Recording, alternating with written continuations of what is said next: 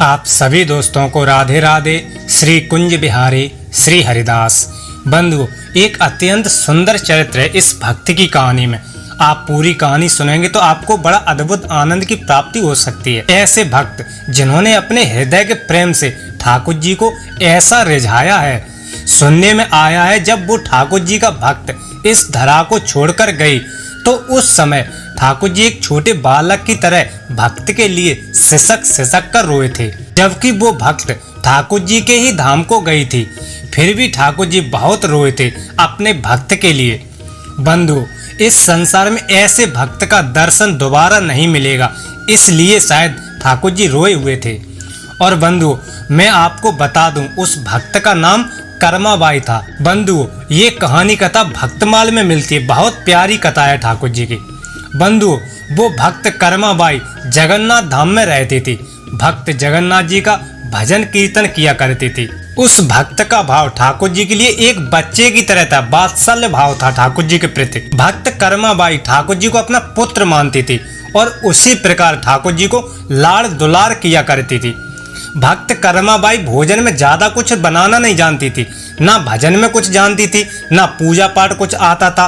बिल्कुल माँ की तरह अपने बालक को प्रेम करना आता था, बस इससे ज्यादा और कुछ नहीं।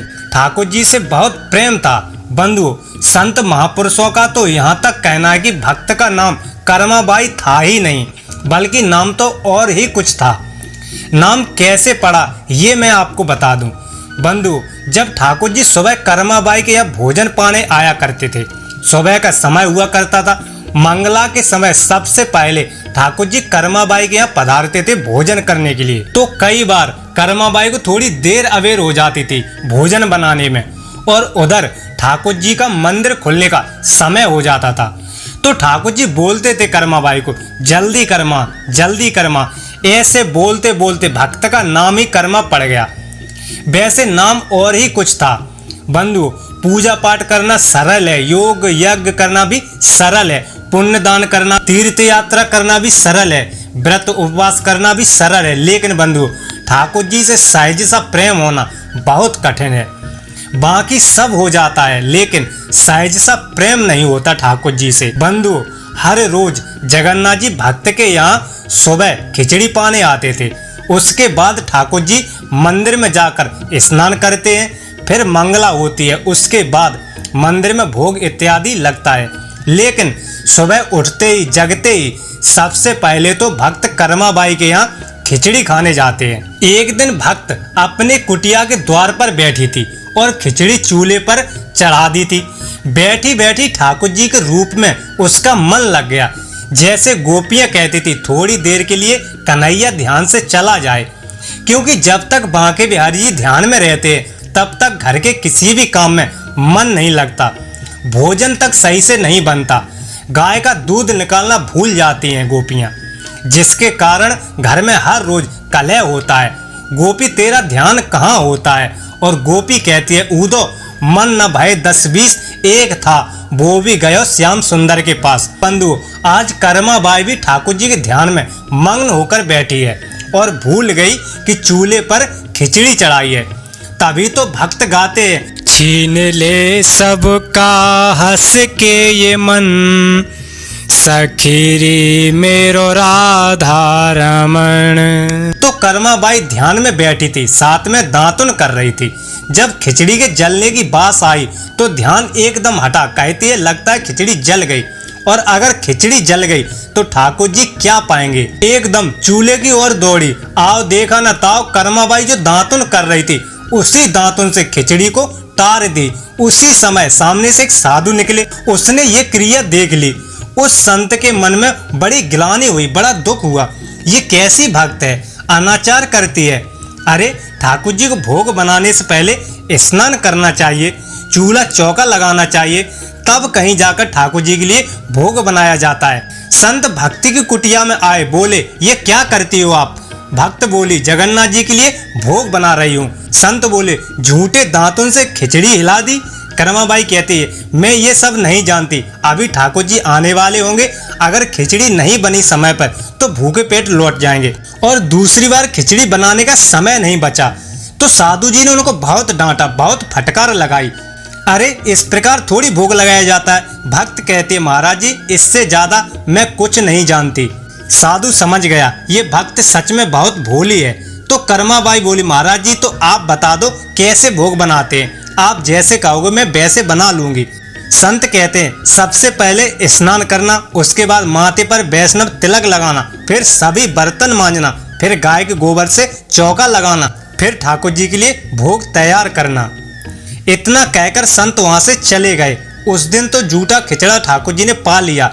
अगले दिन ठाकुर जी आए तो क्या देखते हैं, चूल्हे पर खिचड़ी का नाम निशान नहीं है और माता भी नजर नहीं आती। फिर दूर से आते हुए देखा, सागर के तट से स्नान करके आ रही है माता जी। ठाकुर जी बोले, माँ क्या हुआ? कर्माबाई इशारे से कहते, इंतजार करो, आज आपको अच्छे से भोग लगाऊंगी। भक्त ने सभी बर्तन मांजे। कर्माबाई वृद्ध है, धीरे धीरे काम कर पा रही है। उधर ठाकुर जी को मंदिर में पहुंचने की जल्दी है, क्योंकि मंदिर में मंगला आरती और भोग का घंटा बज जाएगा। काफी समय बाद ठाकुर जी को भूखा ही लौट जाना पड़ा। लेकिन बंधुओं, जाने से पहले ठाकुर जी ने मैया से पूछ लिया, मैया सच बता क्या बात हुई, क्योंकि आज समय पर ठाकुर जी को भोग न लगने से भक्त उदास थी। ठाकुर जी के पूछने पर कर्माबाई ने उंगली से इशारा कर दिया कि वो जो बाबा जी बैठा ना, उसने नियम कायदा सिखाया है, ऐसे ऐसे भोग लगाना। इतना सुनते ही ठाकुर जी ने उस संत की ओर तिरछी गुस्से की निगाह से देखा। अच्छा तो ये है जिसने मेरी भोली भाली माता को दुनिया भर के टिटम्मा सिखा गया। दिन ढलते ही शाम के समय ठाकुर जी ने फटकारा उस साधु को, कहा जो अपने मार्ग को अच्छा बताते हैं और दूसरे के मार्ग की निंदा करते हैं। बोले, मुझे ऐसा व्यक्ति प्रिय नहीं है, क्योंकि मुझ तक पहुंचने के अनंत मार्ग हैं। ठाकुर जी कहते हैं, मैं किसको किस भाव से मिलूं, इसका रहस्य मेरे अतिरिक्त कोई नहीं जानता। इतनी फटकार सुनने के बाद साधु को बड़ी लज्जा आई और ठाकुर जी से क्षमा याचना की। उसके बाद साधु रात्रि में ही पहुंचा माता जी की कुटिया पर और कहा, देखो तुम जैसे भोग बनाती आ रही हो ना, तुम वैसे ही प्रतिदिन सुबह बनाया करो। ये जो आचार विचार है ये हम जैसे तुच्छ प्राणियों के लिए है, तुम्हारे लिए नहीं। क्योंकि मेरे पास सब कुछ है, लेकिन हृदय प्रेम से खाली है। तो जिस दिन खिचड़ी बनने में देर हुई थी बंधुओं, और वो दांतुन की झूठी खिचड़ी पाकर ठाकुर जी मंदिर में पहुंचे थे, और जब मंदिर का पट खोला गया तो वहां के पंडे पुजारी लोग क्या देखते हैं कि ठाकुर जी के मुंह पर खिचड़ी की जूठन लगी है। उन सबको बड़ा ताज्जुब हुआ कि सुबह सुबह ठाकुर जी के मुख पर खिचड़ी की जूठन कैसी। चलो मान लिया किसी भक्त के यहाँ से पाकर आए होंगे, लेकिन क्या वो भक्त इतना भी नहीं जानता कि भोग लगाने के बाद ठाकुर जी को आचमन कराया जाता है? तो सभी पंडे पुजारियों ने अपनी सौगंध धराकर पूछा कि सच सच बताना क्या बात है ठाकुर जी। बंधु, उसी समय ठाकुर जी ने कहा, देखो ये हमारा नित्य का नियम है, उठते ही हमको जोर की भूख लगती है और तुम्हारे बनाए हुए भोग की हमें प्रतीक्षा नहीं होती, और वैसे भी कर्मा जैसा प्रेम मुझे तुम्हारे किसी भी व्यंजन में नहीं आता। तुम्हारे बनाए 56 भोग मुझे फीके लगते हैं उस कर्मा के प्रेम से बनी खिचड़ी के आगे। इसलिए उठते ही सबसे पहले पूरे दिन भर का पेट मैं कर्मा की खिचड़ी से ही भर लेता हूँ। तो पुजारी बोले, आज बिना मुंह धोए क्यों चले आए? तो ठाकुर जी बोले, अरे आज एक दुष्ट साधु मेरी मैया को दुनिया जान का परपंच पड़ा गया, बस उसी झगड़े झमेले में आज विलम्ब हो गया और मेरी मैया मुंह धुलना भूल गई। इतना सुनते ही सभी पुजारियों की आंखों में आंसू आ गए और भगवान जगन्नाथ जी के चरणों में गिर पड़े।